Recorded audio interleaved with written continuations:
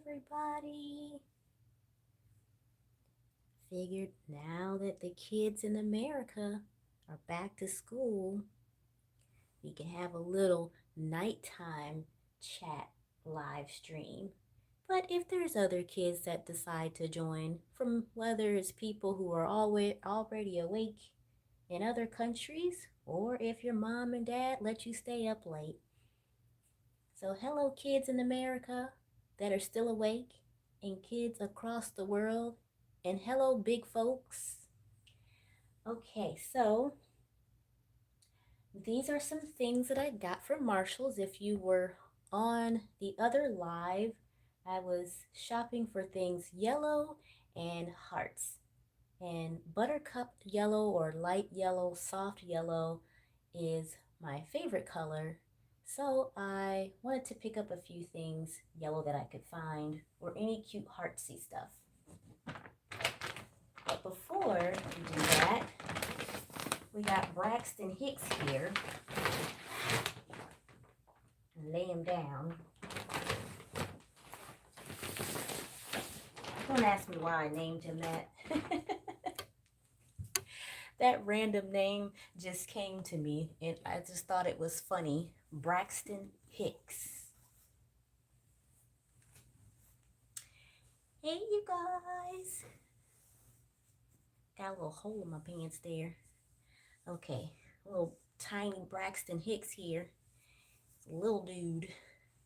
Okay, so right now I am having a nice little peaceful night watching this lady named Mama Stars Dolls. That's her YouTube channel. Really super nice lady. She's a reborn doll artist. I would say that she is an alternative reborn doll artist. Such a really nice lady. A lot of fun dolls that she creates. And so if you ever are just wanting to see something different as far as like dolls go, or if you're interested in alternative dolls that look realistic, but they're not like baby looking. She recently posted some dolls that she made to look like Rainbow Bright. And there's different versions of them. They have different faces, like different what do you call it, like different poses in their faces. So if you type in I'll tell you 1 second here. 1 second. Hi. Don't want to get in trouble for that. Gotta turn this down some. 1 second, you guys. I see your questions. Hold on a second. There we go. Okay. Sorry about that. Okay, so yeah, so her name is Mama.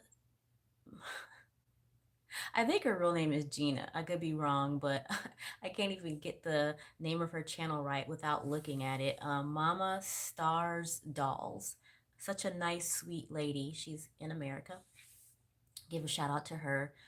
Thank you for sharing your cute Rainbow Bright dolls. And I've gotten one doll from her before. I actually shared that doll on a live when I was doing the makeup stuff.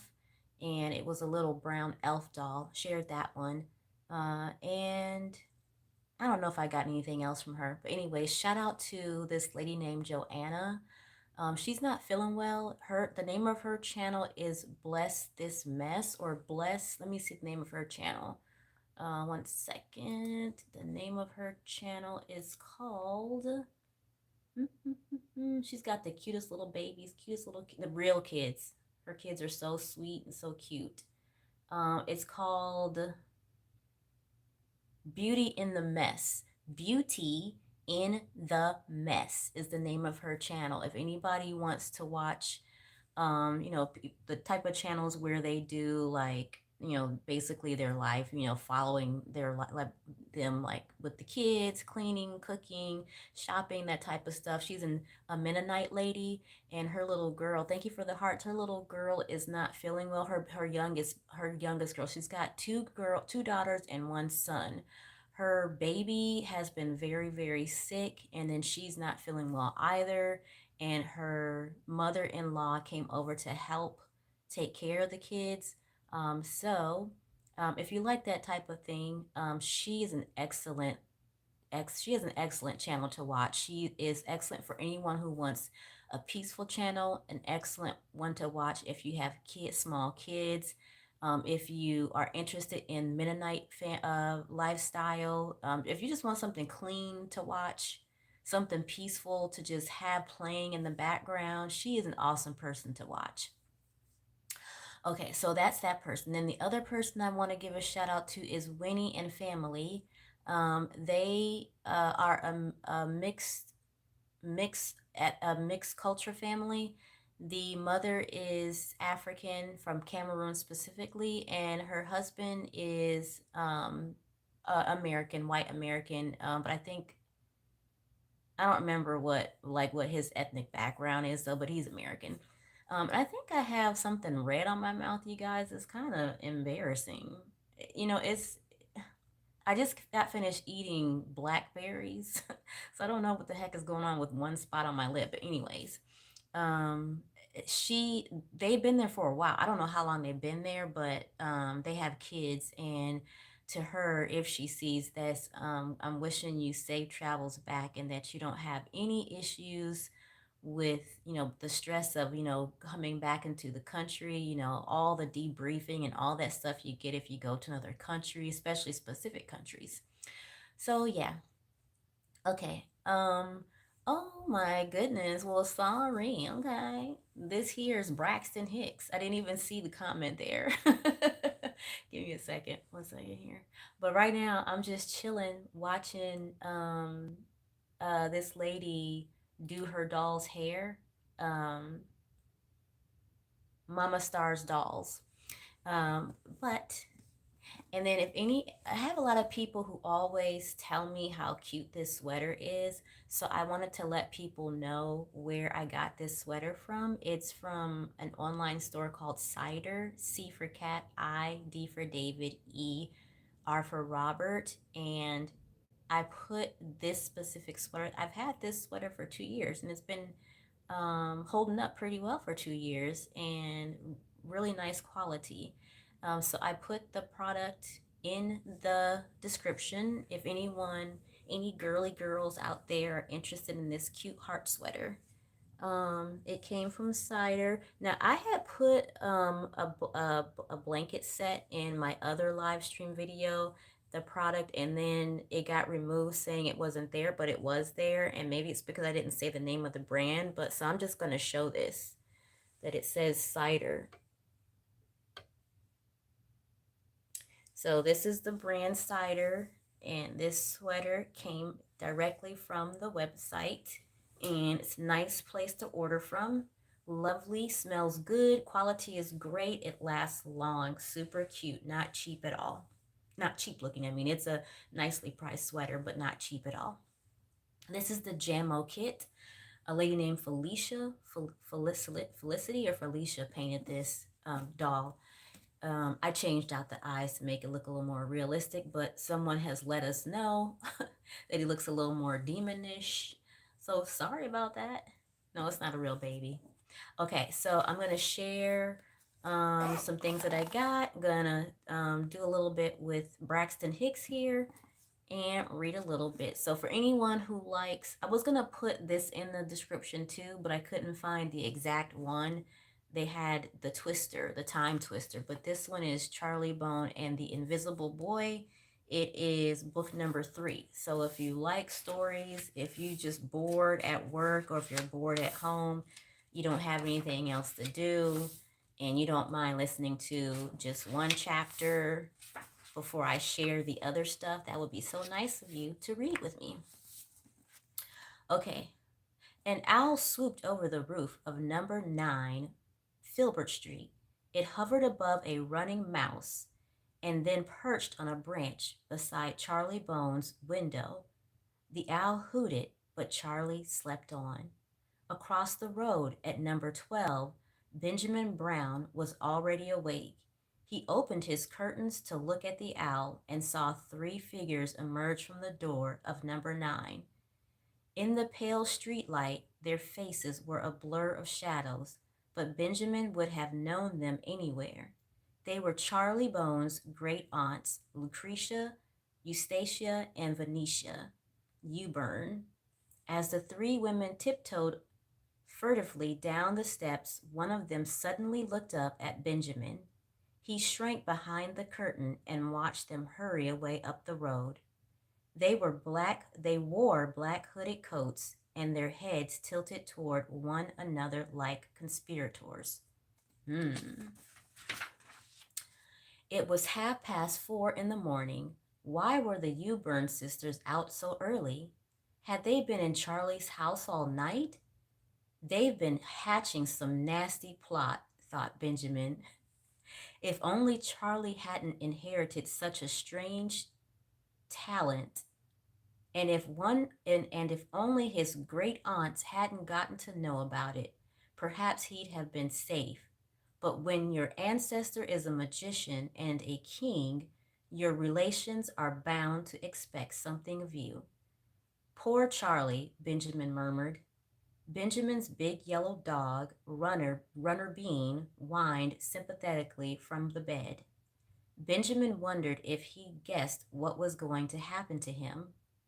Probably Mr. and Mrs. Brown had spent the last 2 days cleaning the house and packing. Dogs always know something is up when people start packing. Breakfast, Benjamin? Mrs. Brown called from the kitchen. Mr. Brown could be heard singing in the shower. Benjamin and Runner Bean went downstairs. 3 bowls of oatmeal sat on the kitchen table.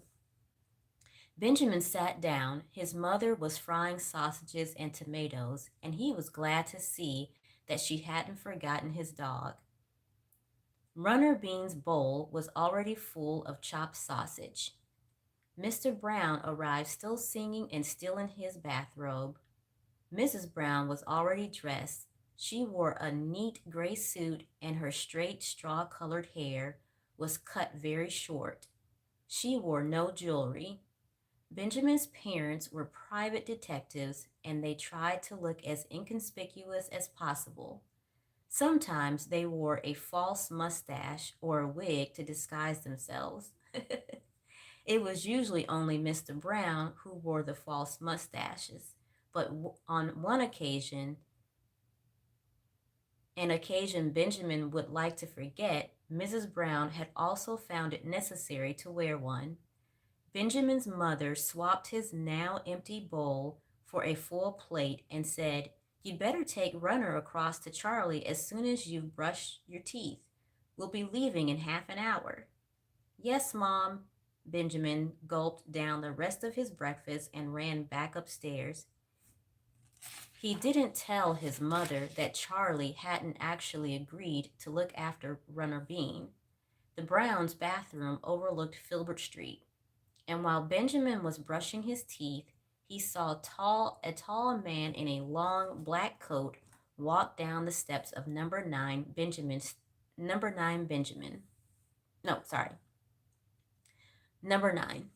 Benjamin stopped brushing and stared. What on earth was going on in Charlie's house? The tall man was Patton Ubeam, Charlie's great uncle. He was wearing dark glasses and he carried a white stick. Benjamin assumed the dark glasses had something to do with Patton's unfortunate talent for exploding lights. Patton never appeared in daylight if he could help it, but this was an extraordinary time to be going out, even for him. He walked up to a midnight blue car, opened the trunk, and carefully placed the wand, for that's what it was, right at the back. Before Benjamin had even rinsed his toothbrush, Charlie's uncle had driven off. He went in the opposite direction from his sisters. Benjamin noted. This wasn't surprising since Patton and his sisters were sworn enemies. "You'd better go over to Charlie's," Mrs. Brown called from the kitchen. Benjamin packed his pajamas and toothbrush and went downstairs. Runner Bean's tail hung dejectedly. His ears were down and his eyes rolled piteously.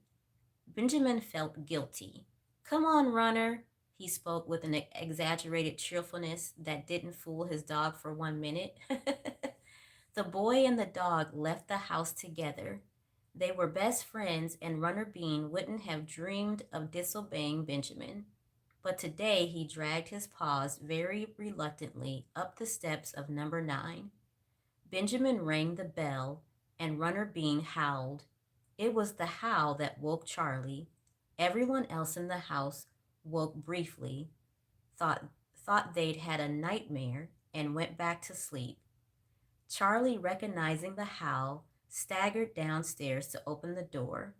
What happened? He asked, blinking at the street lights. It's still night, isn't it? Sort of, said Benjamin. I've got some amazing news. I'm going to Hong Kong. Charlie rubbed his eyes. What, now? Yes. Charlie stared at his friend in bewilderment and then invited him in for a piece of toast. While the toast was browning, Charlie asked Benjamin if Runner Bean would be traveling to Hong Kong with him. No, said Benjamin. He'd have to be quarantined, and he'd hate that. So where's he going? Charlie glanced at Runner Bean, and the big dog gave him a forlorn sort of smile. That's just it, Benjamin said, with a slight cough. There's no one else but you, Charlie. Me? I can't keep a dog here, said Charlie. Grandma Bone would kill it. Don't say that. Benjamin looked anxiously at Runner Bean, who was crawling under the table. Now look what you've done. He was upset already. As Charlie began to splutter his protest, Benjamin quickly explained that the Hong Kong visit had been a complete surprise. A Chinese billionaire had asked his parents to trace a priceless necklace that had been stolen from his Hong Kong apartment. The Browns couldn't resist such a well paid and challenging case, but since it might take several months, they did not want to leave Benjamin behind. Unfortunately, this didn't apply to Runner Bean. Charlie slumped at the kitchen table and scratched his head. His bushy hair was even more tangled than usual. Oh, was all he could say. Thanks, Charlie. Benjamin showed a large piece of toast, shoved a large piece of toast into his mouth. I'll let myself out. At the kitchen door, he looked back guiltily. I'm sorry. I hope you'll be all right, Charlie. And then he was gone. Benjamin was so excited that he had forgotten to tell Charlie about his uncle and the wand or the visit of his three aunts. From the kitchen window, Charlie watched his friend dash across the street and jump into the Browns' large green car. Charlie lifted his hand to wave, but the car drove off before Benjamin had seen him. Now what? Mumbled Charlie. As if in answer, Runner Bean growled from beneath the table. Benjamin hadn't thought to leave any dog food for him, and Mr. and Mrs. Brown were obviously far too busy to think of such mundane items. Detectives, he muttered. For 5 minutes, Charlie struggled to think how he was going to keep Runner Bean a secret from Grandma Bone, but thinking was exhausting so early in the day. Charlie laid his head on the table and fell asleep. As luck would have it, Grandma Bone was the first person downstairs that morning. What's this? Her shrill voice woke Charlie with a start. Sleeping in the kitchen? You're lucky it's Saturday. You'd have missed the school bus. Um, Charlie blinked up at the tall, stringy woman in her gray bathrobe. A snowy braid hung down her back and it swung from side to side as she began to march around the kitchen, banging on the kettle, slamming the fridge door, and plunking hard butter on the counter. Suddenly she swiveled around and stared at Charlie. I smell dog, she said accusingly. Charlie remembered Runner Bean. Dog, he stammered. Luckily, the heavy tablecloth hung almost to the ground, and his grandmother couldn't see Runner Bean. Has that friend of yours been here? He always smells of dog. Benjamin? Yes, said Charlie. He came to say goodbye. He's going to Hong Kong. Good riddance, she grunted. When Grandma Bone went into the pantry, Charlie grabbed Runner Bean's collar and dragged him upstairs. I don't know what I'm going to do with you, sighed Charlie. I've got to go to school on Monday, and I won't be back till Friday. I have to sleep there, you know. Runner Bean jumped onto Charlie's bed, wagging his tail. He spent many happy hours in Charlie's bedroom. Charlie decided to ask his uncle Patton for help. Slipping out of his room, he crept along the landing until he came to his uncle's door. A do not disturb sign hung just above Charlie's eye level. He knocked. There was no reply. Charlie cautiously opened the door and looked in. Patton wasn't there. It was unlike him to leave the house in the morning. Charlie went over to a big desk covered with books and scraps of paper. On the tallest pile of books, there was an envelope with Charlie's name on it. Charlie withdrew a sheet of paper from the envelope and read his uncle's large, scrawly handwriting. Charlie, dear boy, my sisters are up to no good. Heard them plotting in the early hours. Have decided to go and put a stop to things. If I don't, someone very dangerous will arrive. No time to explain. We'll be back in a few days, I hope. Your affectionately, Uncle P. P.S. Have taken wand. Oh no, Charlie groaned. When are things going to stop going wrong today? Unfortunately, they had only just begun. With a long sigh, Charlie left his uncle's room and walked straight into a pile of towels. His other grandmother, Maisie Jones, who was carrying the towels, staggered backward and then sat down with a bang. Watch out, Charlie, she shouted. Charlie pulled his rather overweight grandmother to her feet, and while he helped gather up the towels, he told Maisie about Patton's note and the problem of Runner Bean. Don't worry, Charlie, said Maisie. Her voice sank to a whisper as Grandmother Bone came up the stairs. I'll look after the poor pooch. As for Uncle P, I'm sure it'll all turn out for the best. Charlie went back to his room, dressed quickly, and told Runner Bean that food would be coming, if not directly, then as soon as Grandma Bone went out. This could be any time of day or not at all, but Runner Bean wasn't bothered. He curled up on the bed and closed his eyes. Charlie went downstairs. Maisie was filling the washing machine, and Amy Bone, Charlie's mother, was gulping down her second cup of coffee. She told Charlie to have a good day, pecked him on the cheek, and rushed off to the market where she worked.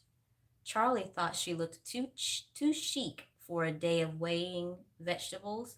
Her golden brown hair was tied back with a velvet ribbon, and she was wearing a brand new corn colored coat. Charlie wondered if she'd gotten a boyfriend.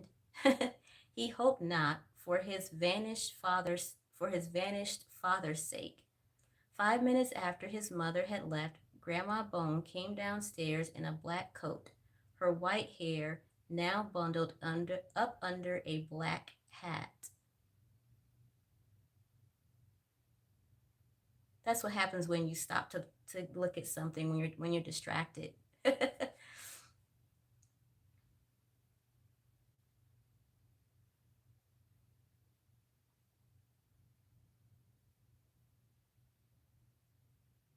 Okay, there we go. She told Charlie to brush his hair and then walked out with an odd smile on her pinched face. As soon as she'd gone, Charlie ran to the fridge and pulled out a bowl of leftovers. Last night's lamb stew. Maisie grinned and shook her head, but she let Charlie take some of it to Runner Bean in a saucer. That dog should be exercised before Grandma Bone comes back, she called. Charlie took her advice. When Runner Bean had wolfed down the stew, Charlie took him out into the back garden, where they had a great game of Hunt the Slipper. A slipper that Charlie despised because it had his name embroidered in blue across the front. Runner Bean was just chewing up the last bit of slipper when Maze flung open an upstairs window and called out, "Look out!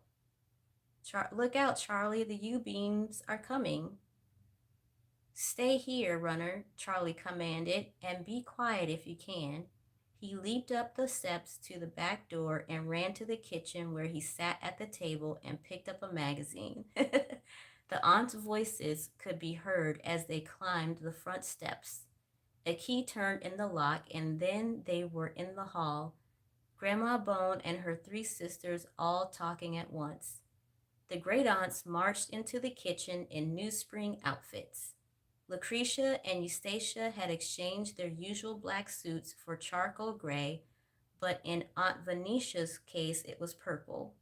She also wore high-heeled purple shoes with golden tassels dangling from the laces.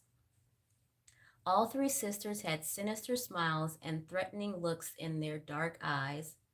Aunt Lucretia said, "So, here you are, Charlie." She was the eldest, apart from Grandma Bone, and a matron at Charlie's school. "Yes, here I am," said Charlie nervously. "Same hair, I see," said Aunt Eustacia, sitting opposite Charlie. "Yes, same hair," said Charlie. "Same hair for you too, I see."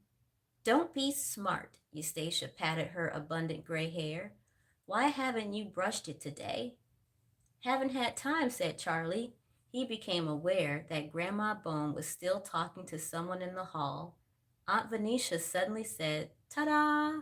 and opened the kitchen door very wide, as if she were expecting the Queen or a famous movie star to walk in. But it was Grandma Bone who appeared, followed by the prettiest girl Charlie had ever seen. She had golden curls, bright blue eyes, and lips like an angel. "Hello, Charlie." The girl held out her hand in the manner of someone expecting a kiss on the fingers, preferably from a boy on bended knees. "I'm Belle." Charlie was too flustered to do anything. The girl smiled and sat beside him. "Oh my," she said, "a ladies' magazine."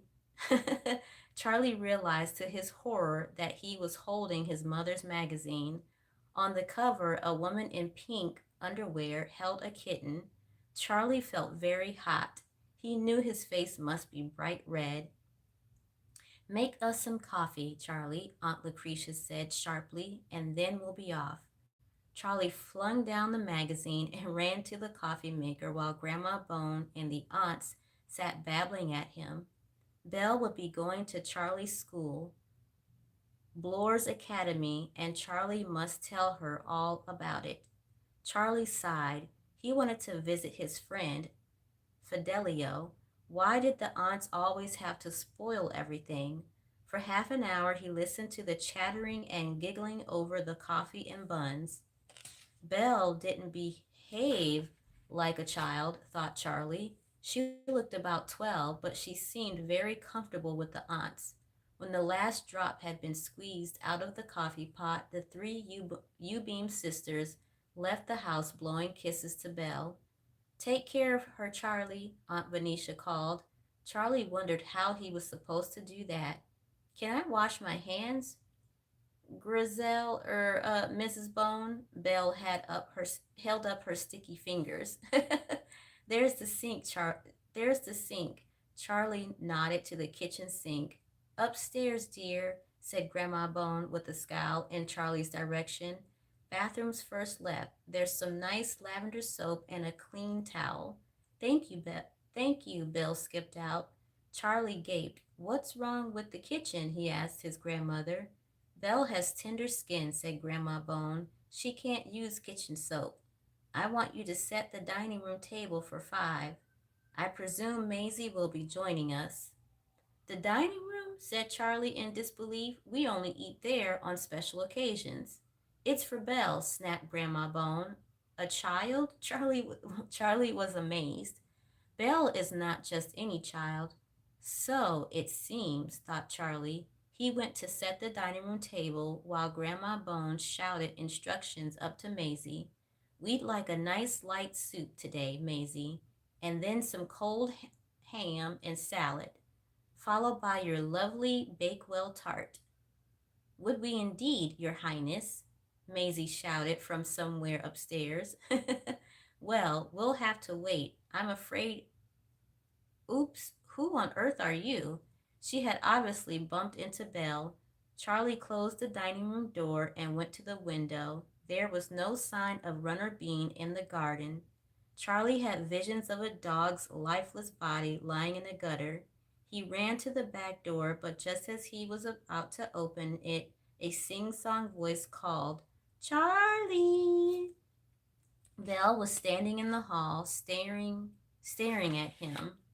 Charlie could have sworn Charlie could have sworn that her eyes had been blue. Now they were green.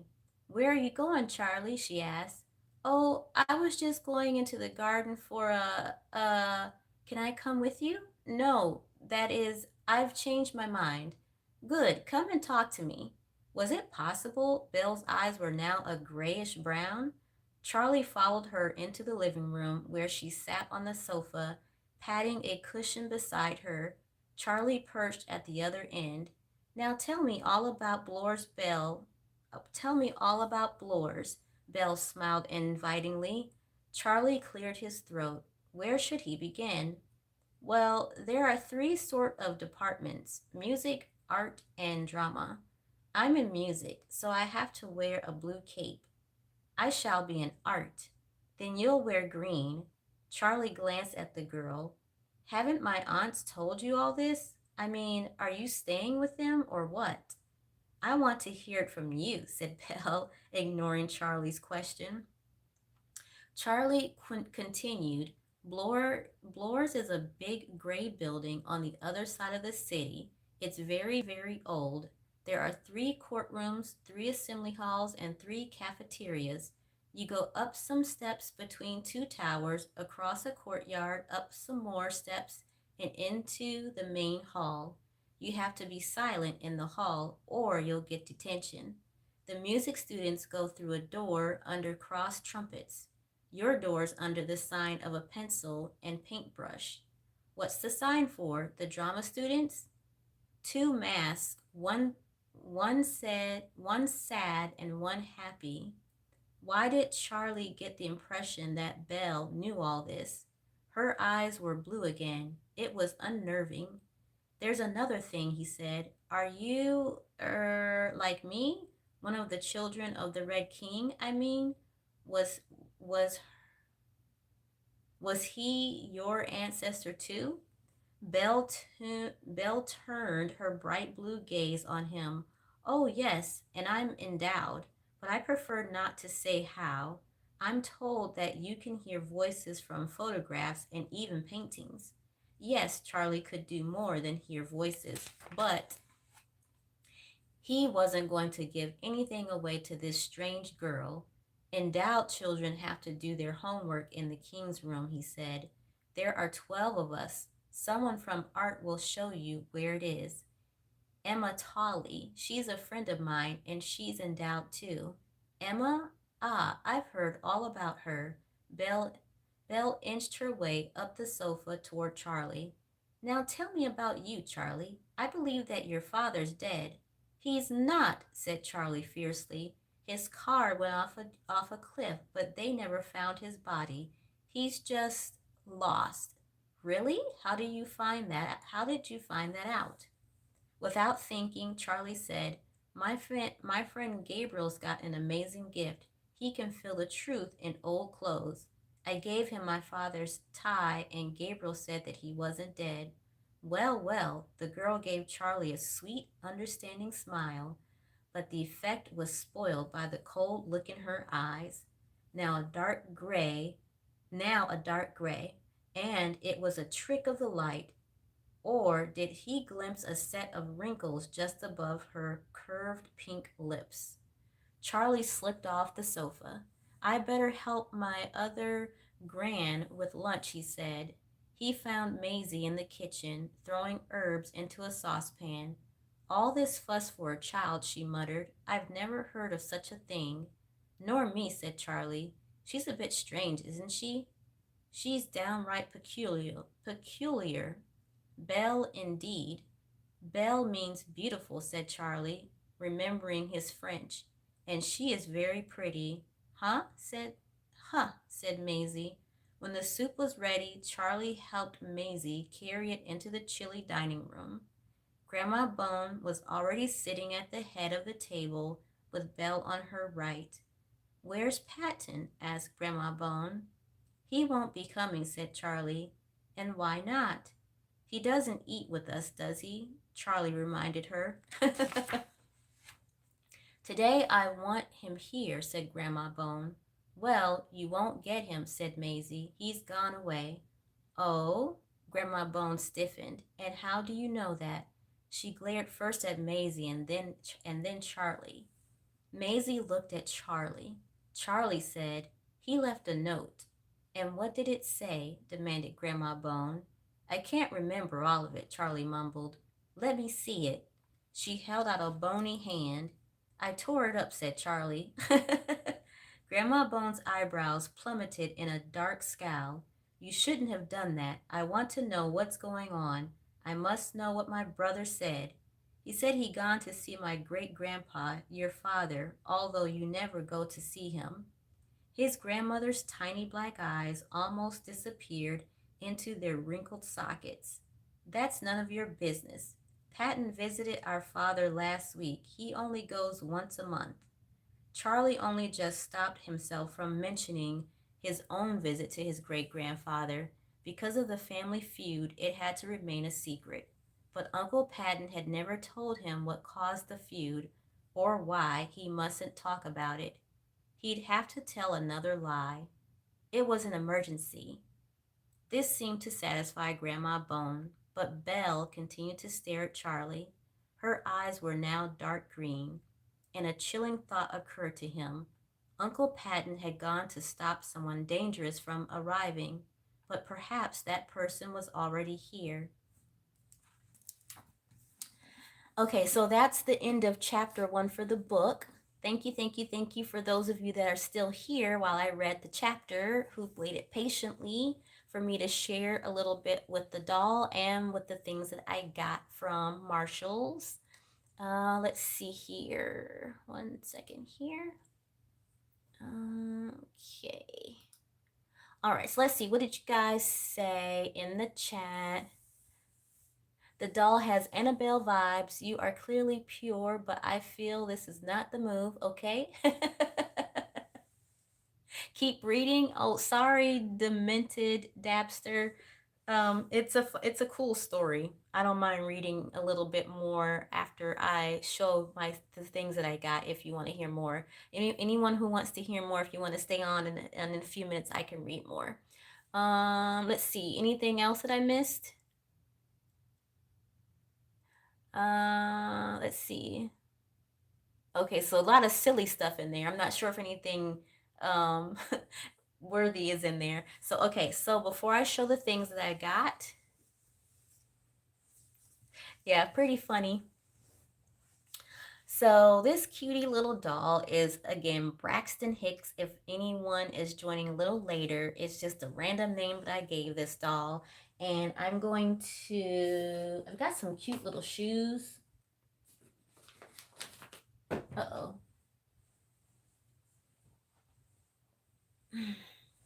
Look at these cute little shoes I have. These are the cutest little baby shoes. Let me see. What are you asking? Yeah, it does look real, right? The book is the look is way too real. Yeah, that's what it's meant to do. It's meant to look realistic. You saw it blink?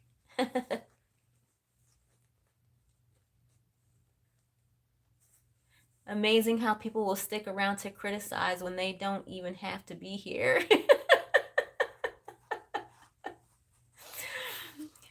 my goodness. Thank you. It's a nice niche. Thanks. Apple TV? The Servant? I'm not sure if I heard of that. Maybe I have. I don't know. Hi. It was alive earlier. Look at these cute shoes that I have for it, right? The the onesie is a little big on it, but let's see. The hand, you can see that it's not real because the fingers stick out straight and they just stay like that. I forgot to grab a pacifier that helps to make it look a little more realistic. But when I put the hand a little hidden in there like that, wrap him in there, looks like he's sucking his thumb, and he looks cute and he looks a little more realistic, right?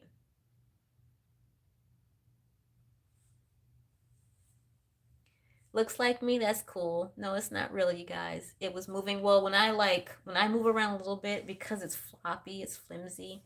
It moves and looks a little realistic. Looks like me. Thanks. Cute and fun. Thank you. Okay, so now I have not done anything to this doll's hair at all. So hopefully I don't mess it up. Um, So this is mohair, like most of the dolls that I have. With mohair, you don't really have to do anything as far as like putting stuff in it. You only have to use water and do you guys say water or water? Like how do you guys say water? Do you guys say it like an English accent, a New York accent, a southern accent, or a northern accent? I used to say water like an East Coast accent, but then when I moved up north, um, I started mimicking the way the people spoke up north. So now I say water, but I try to give my old Eastern accent back. It's kind of hard. I have too many accents going on, too many American accents. I've got my original American accent, which is Eastern. Then my second American accent is Southern, and then my third American accent is Northern or Midwest, I guess, if you want to say. Doesn't look right like that. There we go. Okay, so now that his face is all wet, now you can see it doesn't look real. I didn't bring anything to wipe it. Darn. Let's see.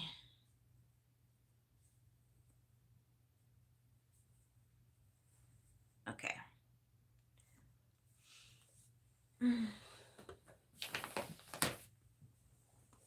What are you guys saying? Creepy? Okay, sorry. I guess because I wet it. I guess I should not have wet it then.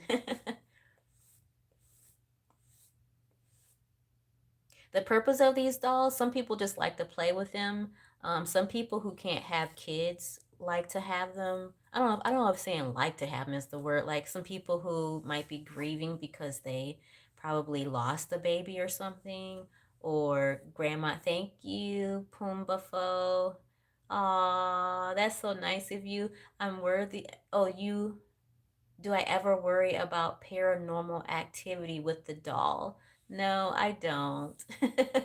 That's funny. Let me give that a heart. Thank you. Appreciate you. That was so kind of you. That was really nice. Okay, so it's looking very unrealistic now that it's wet. The paint is wet. There. And it was better to just leave the hair sticking up because now you can see obviously that it's a doll. So I got to figure out how to undo what I just did. Let's see if I can undo what I just did.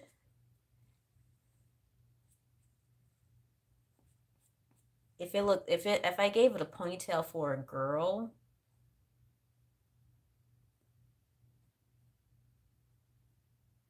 looks like it's looking over that way. Let me see. A little ponytail holder.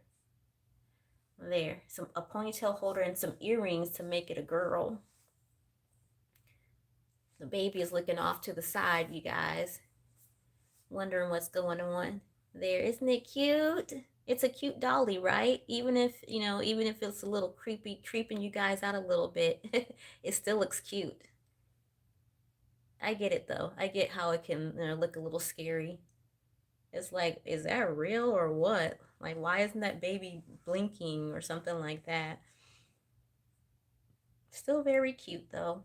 Fun to play with, fun to dress up. So people like to play with them just to have fun to dress them up. Some people just like to have them sitting on their dresser for like a figurine, like ceramic dolls, like collector item dolls, art because it's like considered artwork because it's hand painted. And then, like, again, like I said, some people can't have kids. So that's why people play with these dolls or have these dolls. Some people don't even play with their reborn dolls. They're called reborn dolls.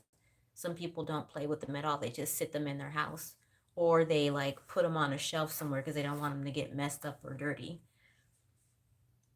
But it's cute though, right? Let's see what you guys saying. Creepy, these comments. You just got here. Hi.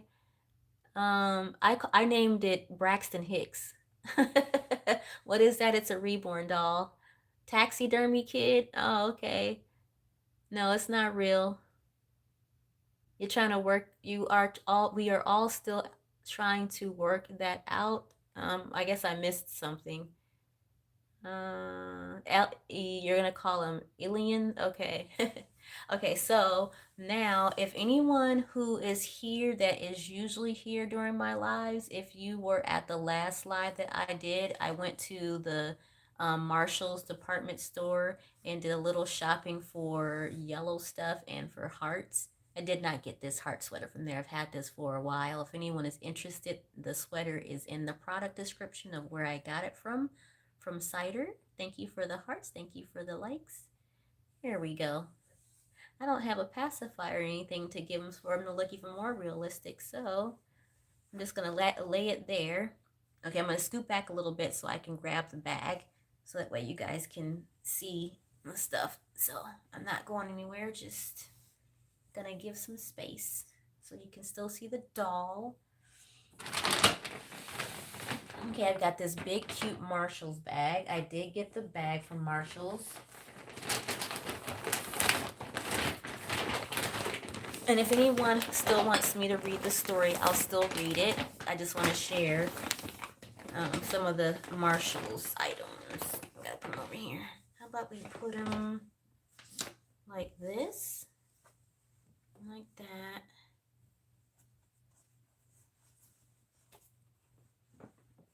that. No, it's not real. Or did I miss something? Hold on a second. I think I missed a few. Hey, there we go. No baby daddies? Nah, no baby daddies. Sorry about that.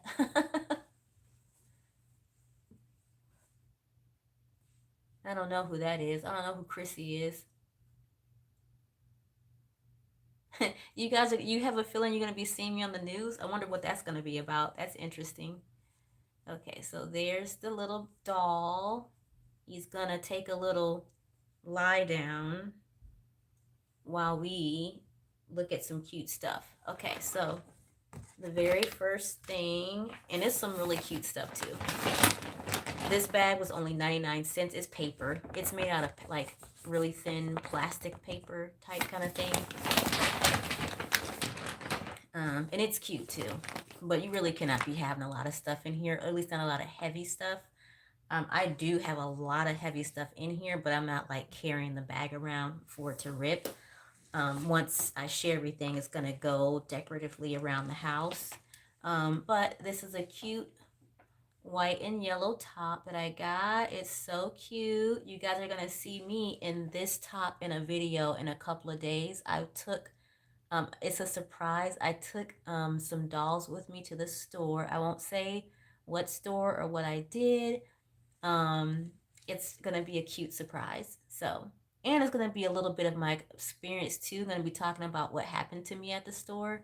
So something that kind of like made me feel so uncomfortable, a little insecure about taking the dolls to the store. So if you're used to seeing my videos of where I take dolls out in public, I'm gonna be sharing another one soon. Okay, so that's a cute yellow top. You guys, this is gonna be so cute. Thank you for the hearts. Thank you for the likes. Okay, now this is for the kitchen. You've heard of realistic dolls? Yeah. So and guys do too. Did you guys know that men also not only do men paint these dolls for sale, they also have them. There are men who I've seen. There's ladies, their husbands will play with them. There's guys who will paint them. There's guys who are not married and just have these reborn dolls themselves. I've seen it. So just know that it's not just women. Men, you play with these dolls too. Okay, so this is kitchen towels. It's not yellow, but it has hearts on it. So I was looking for either yellow things or things with hearts. Isn't that cute? Look at this cute little doggy. So cute. He looks like Benji, a little Benji dog. They give you two and a pink one in the middle. This is going over my stove. And I've got this super cute kitty mug. It says, I love you a latte. I love you a latte. I don't drink coffee or anything, but this is too cute to pass up. I don't know how good you guys can see it or not. Okay. And you guys, look at this. It's got a heart on it. And it is scented for strawberry shortcake. This smells so good. Someone told me it kind of reminded them of lip smacker chapstick, the scent. Let's find something yellow again. Oh, I got a shirt in here that's not supposed to be in here. That's funny. That did not come from the store. Okay, so there's a lot of heavy stuff in here, so let me grab some more things. Oh, here's something yellow. Thank you for the hearts. Okay, so now this is a candle that is scented like lemon blossom. Oh my gosh, I cannot wait to light these. I'm gonna have these all over the house. One in the bathroom, one in my bedroom, and then one in the kitchen. Oh my goodness, just lovely divine. Now, this is something that's so cool, you guys. This is awesome. Okay. Look at how adorable this tulip lamp is. OM freaking G. Not only is it a lamp, but it's a candle lamp. So you plug it in like a regular lamp, but you don't put a light bulb in it. You put the candle underneath here, and this thing is a warmer lamp. It will warm the candle for you so you don't have to light it. How awesome is that? Now, these items that I'm showing you, I was not able to put them in the description because even though the Marshalls comes up, a lot of this stuff I could not find. So just know that it came from Marshalls. Just sharing some yellow and yellow things that I got from Marshalls and some heart things that I got from Marshalls. Thank you. You like the teddy bear bag? Thank you. Cute. Thank you guys for everyone who said cute and everyone who said they liked the items.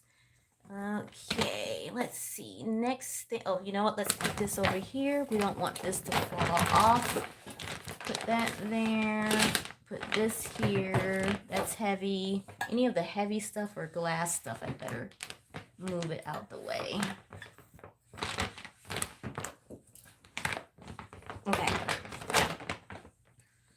All right. Now, here's something for the bathroom. Now, I think that this is a kitchen towel as well. Let me see. It says, oh, hand towel. So yeah, I got it for exactly what I wanted it for. I wanted it for the bathroom, but I thought it was for the kitchen, but it actually says hand towel. Well, I guess you can put it in the kitchen or the bathroom. So, and guess what? I have something super cute that matches this for the bathroom. So it's going to be this in the bathroom. I think the heart, let me see.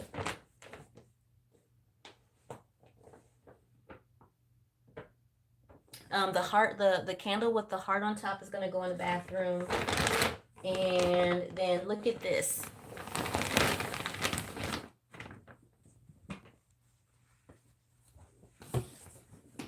this bathroom mat. This heart mat is going to go in the bathroom as well.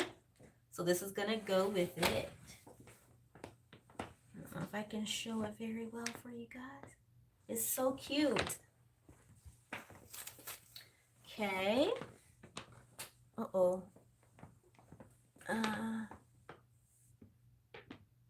Don't let these people put a damp on my spirit. Oh, I don't even know what was said. I mean, you know, you can't take people too seriously because I assume that people are curious about what's going on.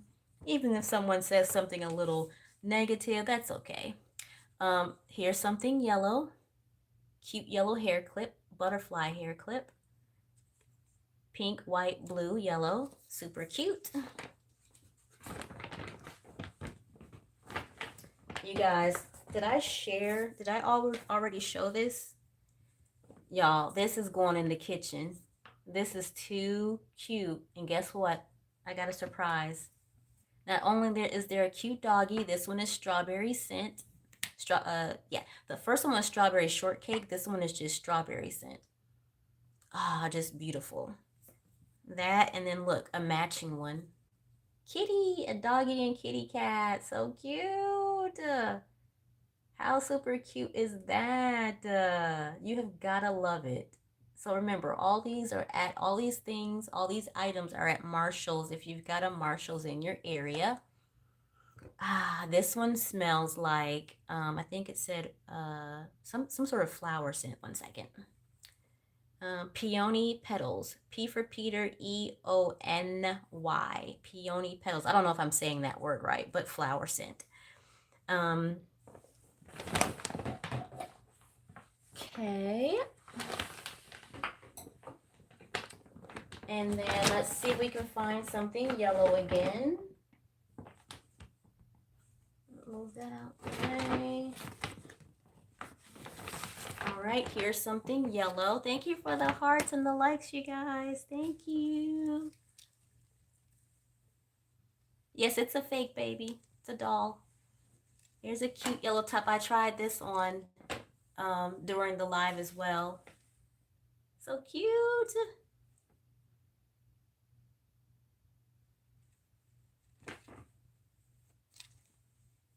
And everything I got is a size medium. For some reason, I usually get an extra small or a small for my shirts and dresses and pants and stuff. But I don't know, for some reason I thought, oh, I'd rather have like a slouchy chic look with everything.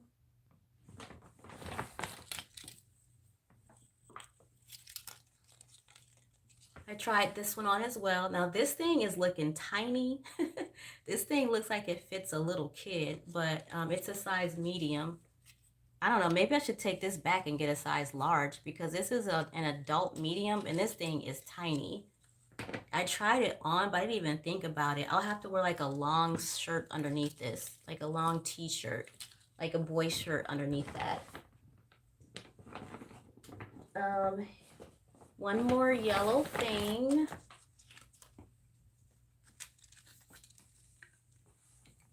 It may not look yellow in the video, but it's a very light buttercup kind of yellow, or buttercream, or butter yellow.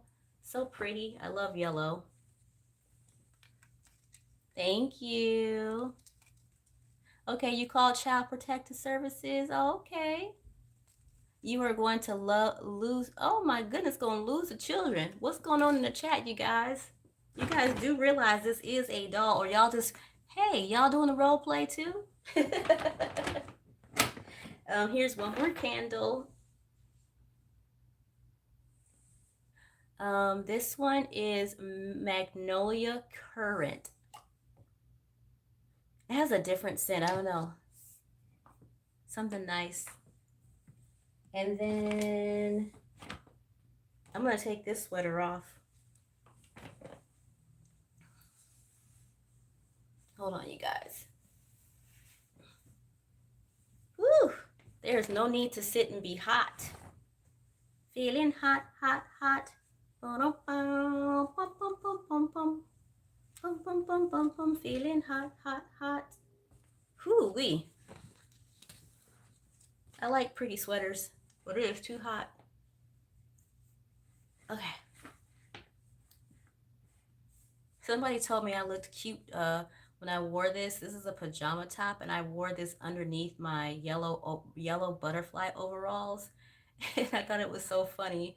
I was like, "Oh, thanks. This is just my pajama top." I was like, "I just threw this on really quick," and they're like, "Oh, it's still cute. It's so colorful." I was like, "Oh, thank you." Okay, so there's one more thing. This is Braxton Hicks, y'all. Anybody who's late to the show, this is Braxton, Mr. Braxton Hicks. He said, "How y'all doing?" "Hi, my name is Braxton." Okay.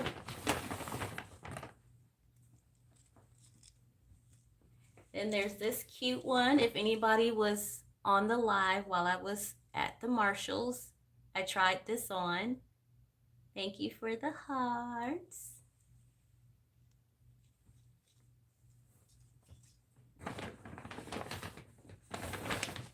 We don't want this to get broken. I'll be the first one to break something that you just bought, that I just bought, and I'll be like so sad.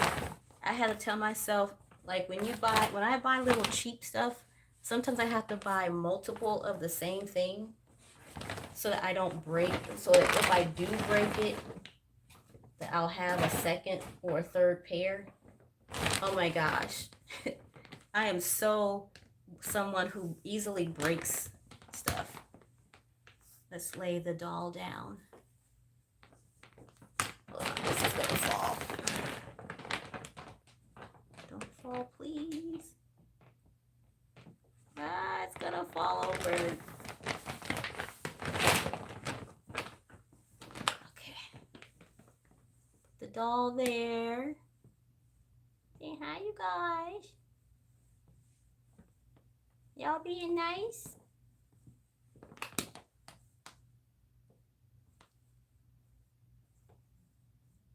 There. Okay, hold on.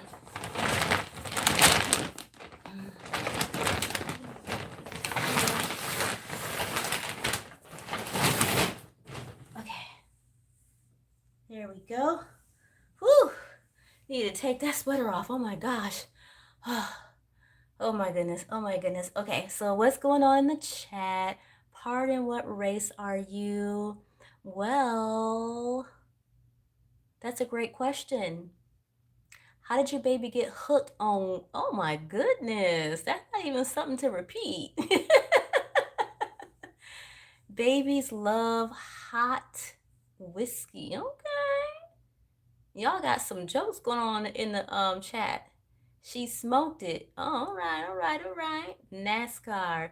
Okay, so yeah, Braxton Hicks is the name I gave it. Oh wait, did I miss? Wait, what did I? Greetings, Bradson. Bradson. Okay, so I gave. I don't know if you were saying greetings to the doll. It's B for boy, Raxton, Braxton. You know, like the Braxtons, Tony Braxton, the singer, and she's got sisters. Well, that's the name I gave this doll. Not specifically after her last name, but Braxton Hicks. I don't even think you guys are even catching on to what I'm saying, but there might be some people in the chat that are catching on to what I'm saying, but that's okay. All right, thank you for the hearts. Got some laughs going on in there. Okay, so let's do just a little bit more. If anybody who was still here for the Invisible Boy, I'll read a little bit more, okay? All right, so the rest of lunch was eaten in stony silence. Even Maisie seemed at a loss for words, but just as Charlie was clearing the plates, there was a series of loud barks from the garden, and Runner Bean's head appeared at the bottom of the window. Grandma Bone, who had her back to the garden, swung around just as the dog bobbed out of sight. "What was that?" she said. "Obviously a dog," Griselda said. "Oh," Griselda said, Maisie. "A stray has probably jumped into the garden." I'll go and shoot it out, Charlie offered. As he left the room, he noticed that Belle looked worried. Charlie ran to open the back door, and Runner Bean came leaping in. Shh, said Charlie urgently. Not a sound. He put a finger to his lips. Runner Bean appeared to understand this and obediently followed Charlie up to his room. You've got to be quiet, or it's curtains for you. Charlie drew a finger across his throat. Runner Bean grunted and curled up on the bed. Did you catch it? Asked Belle when Charlie returned to the dining room. No, I just shooed it away, said Charlie. Belle stood up. I want to go home now, she said to Grandma Bone. Very well, dear. With surprising speed, Grandma Bone walked into the hall and put on her coat and hat. Charlie was amazed. His grandmother always had a nap after lunch, even if it was just a short one. The golden haired girl seemed to have some sort of power over her. Where is home exactly? He asked Belle. Don't you know where your great aunts live? She said. Charlie had to confess that he didn't. He'd never been invited to their home and never been told where it was. I expect you'll find out soon enough, said Belle mysteriously. There's no need for him to know, said Grandma Bone, helping her into an elegant green jacket. Bye bye then, Charlie, said Belle. I'll see you at Bloor's on Monday. I'm going to be on the green bus. Watch out for me. I'll be on the blue bus, but I guess I'll see you sometime. The strange girl smiled and tossed her golden curls. Her eyes were blue again.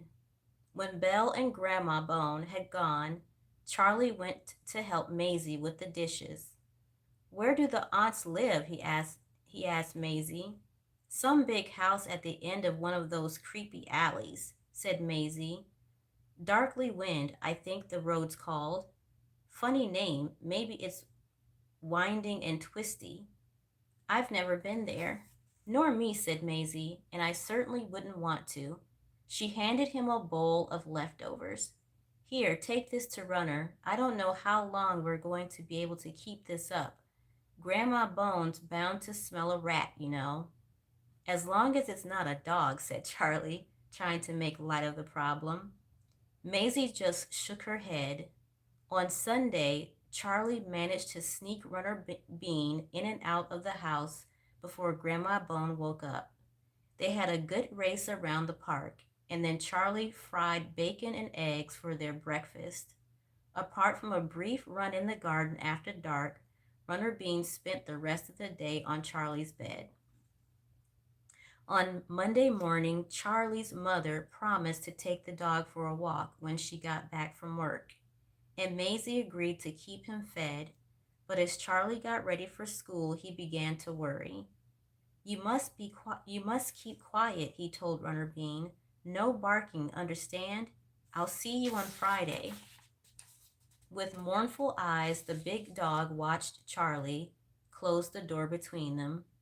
As Charlie and his friend Fidelio walked up the steps to Bloor's Academy, Fidelio said, There's a very pretty girl trying to get your attention. Oh, Charlie turned to see Belle looking up at him from the bottom of the steps. Hello, Belle. This is Fidelio, he said. Belle gave Fidelio a dazzling smile. I see you're in music vi- I see you're in music violin. Oh, no, I'm sorry. I see you're in music. Violin? She nodded at the case Fidelio was carrying. Yes, murmured Fidelio. He seemed rather lost for words, which was unusual for him. See you later. Belle skipped into the hall. I remember, she whispered. No talking, and off she waltzed toward the pencil paintbrush sign. Her green cape floated around her in a particularly stylish way as she bobbed into the green coat room. Wow, said Fidelio as soon as they had passed under the two trumpets. Who is she, Charlie? I'm not sure, Charlie muttered. She's staying with my great aunts. What color would you say her eyes were? Blue, said Fidelio. Bright blue. Well, the next time you see her, they'll probably be green or brown, said Charlie. Really? Fidelio looked interested. I can't wait to see that. They went into they went into assembly where Fidelio joined the school orchestra and Charlie took his place beside Billy Raven, the youngest child at Bloor's. He was an albino with snow white hair and spectacles that made his round eyes look permanently surprised. After assembly, Charlie had a trumpet lesson with old Mr. Paltry. He hadn't practiced over the vacation and found himself out of breath and out of tune. Mr. Paltry rapped his knuckles, shouting, "No, no, no! A flat, not sharp!" His squeaky voice, oh, okay, gotta be squeaky. "No, no, no! A flat, not sharp!" His squeaky voice almost deafened Charlie, and when the bell rang, Charlie was so eager to escape that he almost fell over Olivia Vertigo as he raced for the garden door. Today, her hair was striped black and gold. Her, her face was covered in white powder, and her eyes were ringed with black.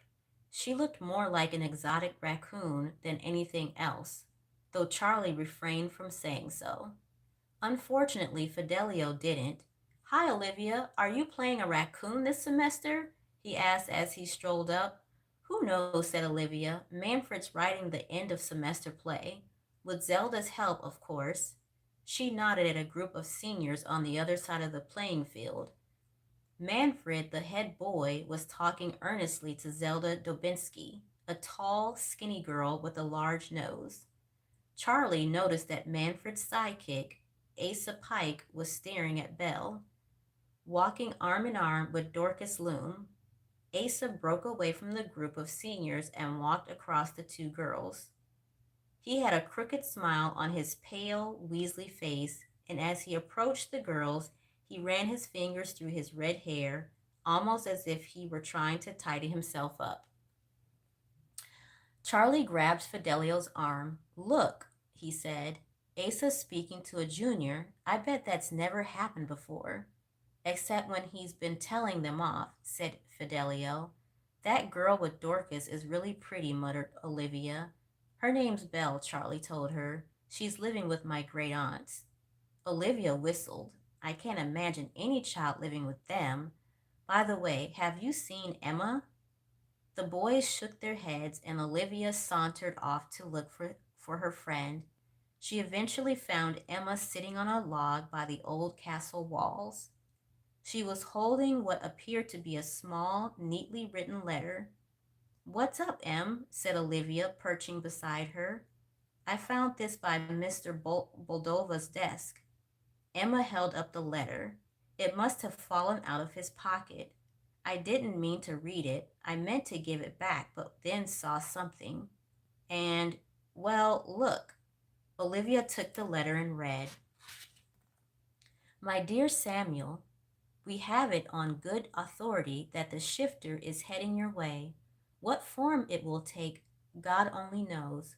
But it will recognize you, so get out of that place, Samuel, as soon as you can. I have resigned myself to losing Ollie, although your mother still grieves. She can't stop herself from buying the jam he so loved. We have a room full of the stuff now, and it breaks my heart to see it. I know you feel your brother's loss as deeply as we do, but you must give up the search. We could not hear to lose you too. Come home soon, Dad." Something tells me that has to be Charlie's dad they're talking about. "What do you think?" said Emma. "Interesting," said Olivia, "but I think you should put the letter back on Mr. B's desk. It's none of our business who he is or what he's up to." "But it is." Emma pushed her long blonde hair out of her face. She was very agitated. Olivia knew Olivia knew her friend like Mr. Boldova. He was young for a teacher, but he was good at art, and he seemed to be on the children's side whenever there was trouble. "You remember when Manfred locked me in the attic? Well, someone let me out, and whoever it was had a passion for jam. I heard Manfred teasing him about it. I know this sounds peculiar, but he or she seemed to be invisible. And then there was this boy, Ollie Sparks, who was lost in the attics ages ago. He got out eventually, and everyone thought he'd gone home, but maybe he didn't. Maybe he was punished. Maybe he's still up there. She glanced up at the tiled roof of the academy. So what do you want to do about it? Asked Olivia. Emmy, Emma shook her head. I don't know. A hunting horn sounded across the garden, and the two friends agreed to talk again at the afternoon break. Emma's next lesson was French, but first she ran to the art room. It was empty, and she was just sneaking the letter onto Mr. Boldova's desk when he walked in. Emma, he looked surprised. Shouldn't you be in another lesson? French, sir, but it's just that I'm really sorry, but I read your letter and suddenly Emma found herself telling Mr. Boldova about the invisible presence in the attic, the person who liked jam. Mr. Boldova listened intently, and then he sat at his desk and said, Thank you, Emma. Thank you very much. Will you promise not to tell anyone else about this? But I've already told Olivia Vertigo, and she might tell some of our friends. Can you trust them, Emma? With my life, said Emma. Mr. Boldova smiled. He looked like a rather outdoor sort of person for an artist. His face was tanned, and his dark brown hair was drawn back in a ponytail, somewhat like Manfred Bloor's, only Manfred's hair was black and stringy. Emma said, What happened to Ollie, sir? We thought he'd gone home after he escaped from the attics. I'm afraid not, sighed the teacher. Our parents live a long way from here. Dr. Bloor agreed to put Ollie on a train in the company of the matron's sister, a Miss Ubeam. She told us that Ollie went to get an orange juice from the station cafeteria and never came back. I bet he never even got as far as the train, said Emma hotly. Those U-beams are evil. They're Charlie Bone's great aunts, and they make his life a misery. Ah, Charlie Bone, Mr. Boldova said thoughtfully. I'd like to help Ollie, Emma went on. He helped me, you see, and I could probably find the place where he's kept. Better leave it to me, Emma. It could be dangerous. Sounds like it could be dangerous for you too, sir. I can take care of myself, Mr. Boldova said cheerfully. Now run along to your French lesson. Emma went, but she didn't hurry. She had too much on her mind. She was 10 minutes late for her French lesson, and Madame Tessier was furious. She was an excitable woman and always hated that first day of the semester. She missed the sunny French city where she had been born and complained constantly about the gloomy gray academy with its creaking floorboards, erratic heating, and poor lighting. She was only there because Dr. Bloor had offered her a salary she couldn't resist. Go, go, she shrieked at Emma. You don't want my lesson. You don't come in. It is too late. So allez, allez. She waved her long fingers at Emma. Get out. Emma got out quickly. You too? Came a husky whisper. Emma looked down the corridor and saw Charlie Bone standing outside the history room. He had just said that Napoleon was the Emperor of Russia. Mr. Pope, the history teacher, had screamed at Charlie, telling him he was an ignoramus and he didn't want to see him in his class a minute longer. I didn't really hear the question, Charlie's loud whisper echoed across to Emma. I was thinking about a dog. Okay, you guys, I'm going to stop there. Thank you so much for joining the story. I hope you guys enjoyed it, and with the things I got from Marshall's and a little bit of fun with the doll. I'll see you guys till next time. Okay, bye.